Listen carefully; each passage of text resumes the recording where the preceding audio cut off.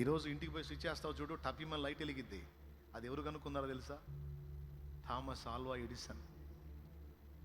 ఆ ఒక్కటే కాదు, ఇంకా చాలా కనుక్కున్నాడు ఆయన. ఆయన తన తల్లి చనిపోయినప్పుడు ఆమె గదిలోకి వెళ్ళి, ఆమె బాక్స్ ఉంటుంది కదా, ఆ బాక్సులో ఏమేమి ఉన్నాయని వెతికాడు. తన చిన్నప్పుడు స్కూల్లో ఇచ్చిన లెటర్ కూడా దాచిపెట్టుకుంది తల్లి. అది తీసి చదివి ఏడుస్తా ఒక మాట అంటాడు ఆయన.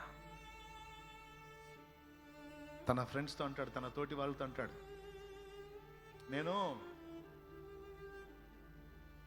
పిచ్చోడిని, చదువురాని మొద్దుని, నేను జీరోని నా స్కూల్లో. ఈరోజు ప్రపంచంలో కొన్ని కనుగొన్నందున మేధావిని. నా తల్లి నన్నంత ప్రోత్సహించింది. ఈరోజు నిన్ను బట్టి నీ బిడ్డ అలా ఫీల్ అవుతుందా? మా అమ్మ దేవుడు నాకు ఇచ్చిన వరం. మా అమ్మ నాకు టీచర్, ప్రీచర్, మంచి ప్రోత్సాహకురాలు. మా నాన్న కడుపును పుట్టడం మా అదృష్టం.